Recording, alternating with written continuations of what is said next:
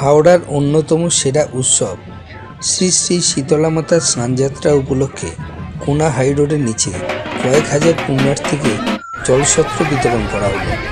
23শে ফেব্রুয়ারি চামড়াইল অঞ্চল তৃণমূল কংগ্রেসের উদ্যোগে উপবাসী ভক্তবৃন্দদের লুচি, আলুর দম, ডাব, আইসক্রিম দেওয়া হয়।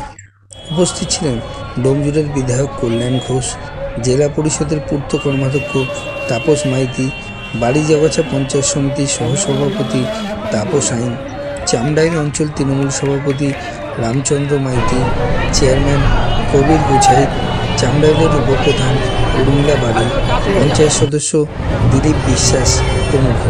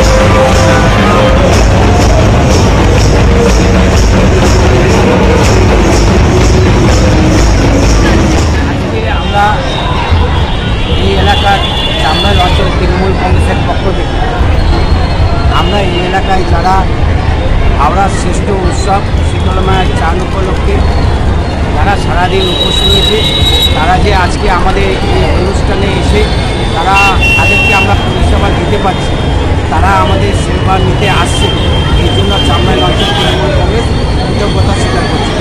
কারণ আমরা মনে করি আমাদের মুখ্যমন্ত্রী মমতা বন্দ্যোপাধ্যায় 24 ঘন্টা যেভাবে আছে, আমরা আমাদের যিনি বিধায়ক তার নেতৃত্বে আমরা সারা ডোমজুড়ে 24 ঘন্টা বিভিন্ন গ্রাম পঞ্চায়েত দল বিভিন্ন সংগঠনের মাধ্যমে মানুষের পাশে দাঁড়াবার চেষ্টা করি।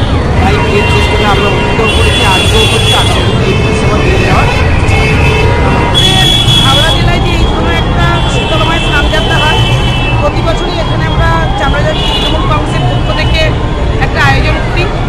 আমাদের যারা কর্মীরা আছেন, আমরা সারা বছর যেমন সব রকম পরিষেবা মানুষকে দিয়ে রাখি, ঠিক তেমনি যারা উপবাসী মানুষরা থাকে, মা বোন দাদারা যারা উপবাস করেন, তাদেরকে আমরা সামান্য একটু ডাবের জল খাওয়াই। আর এই সমস্ত যে জনযাত্রী আছে তাদের জন্য কিছু সামান্য আমাদের খাবারের ব্যবস্থা থাকে, বাচ্চাদের জন্য এটা আমরা যতক্ষণ না যে সমস্ত মায়েরা গঙ্গায় স্নান করতে গেছেন ওনারা ফিরবেন, তারপরে আমাদের এই কর্মসূচি শেষ হবে। কত মানুষকে পরিষেবা দেওয়া হয়? আমাদের গতবার আমাদের এখানে মোটামুটি 5,500 মানুষকে আমরা পরিষেবা দিয়েছি। এবার আমাদের টার্গেট 7,000 মানুষ, কিন্তু যা ভিড় দেখছি মনে হচ্ছে এর থেকে বেশি আয়োজন করতে হবে। আমরা তার প্রিপারেশন নিচ্ছি।